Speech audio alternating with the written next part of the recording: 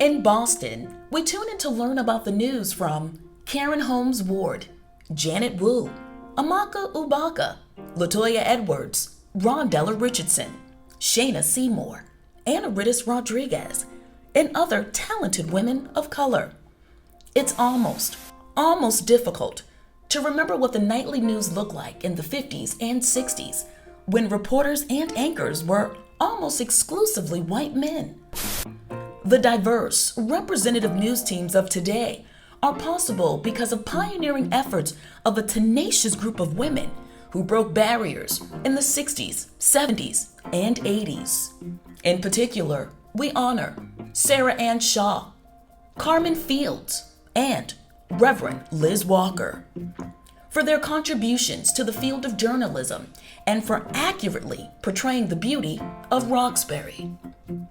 These pioneering women knew from a young age that they wanted to make a difference. When I look back on the 60s and the 70s and the 50s, the times I grew up in, there wasn't any one person, there were many persons. I think it was the times that inspired me. We had so many voices. We had Martin Luther King and Medgar Evers and Malcolm X, Angela Davis and John Lewis. Those were the contemporary voices around me that told me, first of all, I mattered. You know, even James Brown back then was an inspiration because he said that we could be black and proud. So those were the voices that I heard. Those were the voices that told me that I mattered.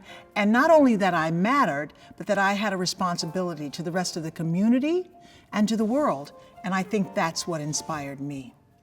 My 7th grade English teacher had a unit on journalism during that year, and that sparked my interest at first.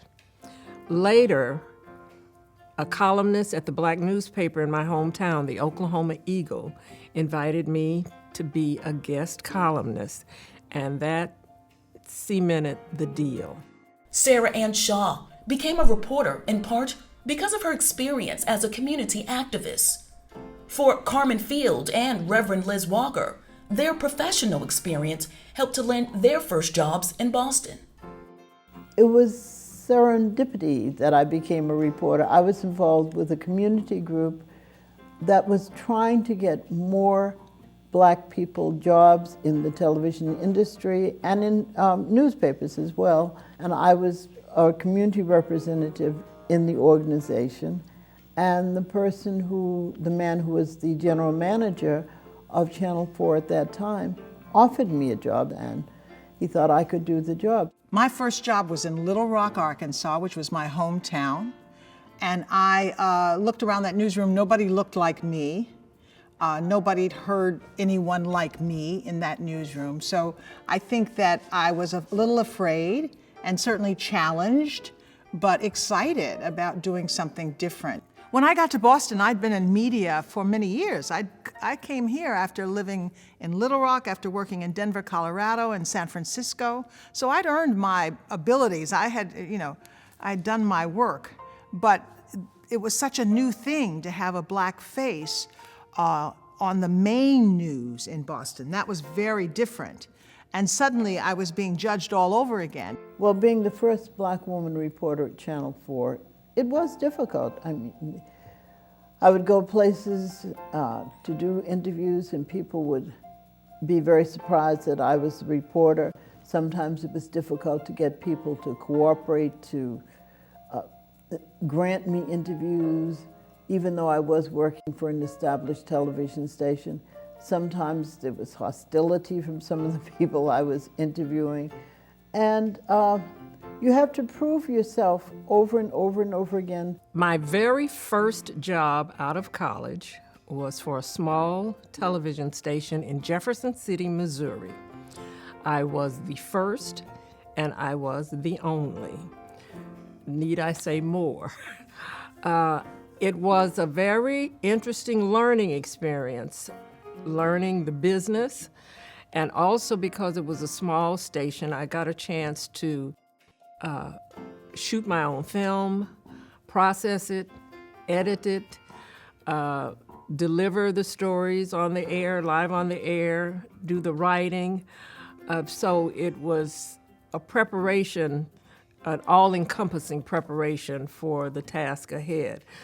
But being the first and the only was something I wasn't prepared for, but I knew that I had to represent and hopefully be successful, because those that came behind me might be measured by what had happened for me. Throughout their careers, our honorees showed Boston as it was. Carmen Fields won a Pulitzer Prize for being part of the Boston Globe team that covered busing. Liz Walker covered the Charles Stewart murder case. But what these amazing women will be remembered for is their commitment to showing Boston, and especially Roxbury, at its best.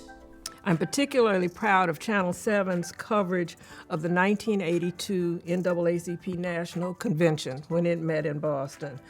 Along with a producer, Vicki Jones, and others, we fashioned stories, live broadcasts, special programs around the NAACP convention. In fact, we covered it as if it was either the Democratic or Republican convention. When Nelson Mandela was freed from prison in South Africa, Boston was one of the first cities he came to visit. And he was on the Esplanade, and 200,000 people showed up, and it was a celebration. I ended up falling in love with Boston. I remember covering the 4th of July Esplanade concert from a rooftop on the Back Bay, and just seeing this city at its best. When this city shines, oh my God, it shines big. What I tried to do was to develop stories that no one else was doing, stories that really showed positive things which were going on in the community, things that illustrated good educational programs or innovative educational programs, good training programs, things which demonstrated that Roxbury as a community had all kinds of people, people who were going to work every day, people who were not doing drugs, who were not selling drugs, who were not negative people. I tried to do the positive stories about my community because this is where I was born and this is where I live, and I thought that that was a very important thing for me to try to do as a reporter, which was give people information about my community. Sarah Ann Shaw, Carmen Fields, and Reverend Liz Walker didn't just cover Roxbury. All three women made a point of covering the amazing stories at Roxbury Community College. Did I cover Roxbury Community College?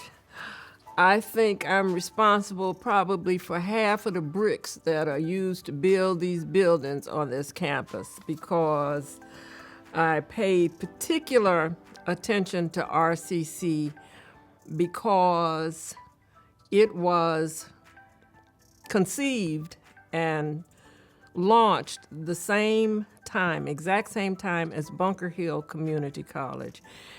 And the challenge was getting a permanent home for Roxbury Community College. So I just kind of made it my business to follow and pester a governor or pester someone in a hearing. What about RCC? What about RCC? And whenever we were at an impasse for the news and the assignment editor looks at you and says, well, you know, what can we do? Who can we get right quick? Well, I'd call somebody at RCC and I could come and get a story about what's the next step to get a permanent home for RCC. That was my reason to be, and I am so proud of what I see now. It's as if I birthed it myself.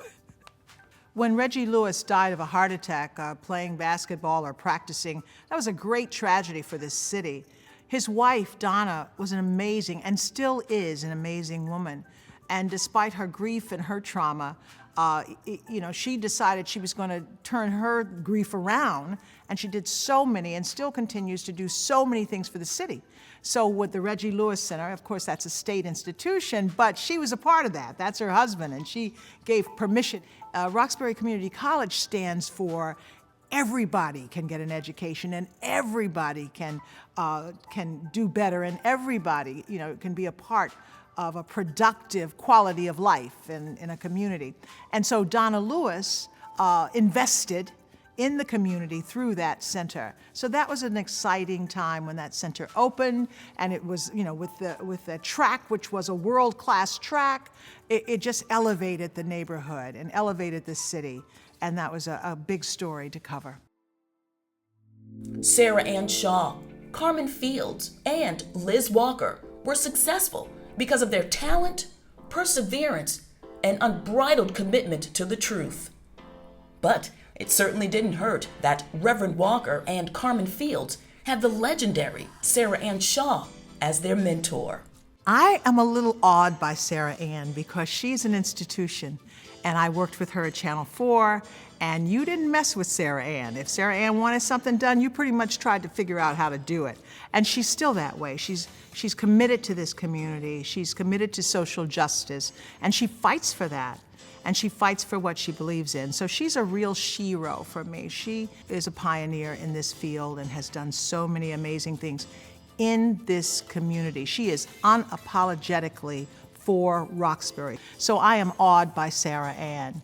I love Sarah Ann Shaw. I consider her my journalistic godmother.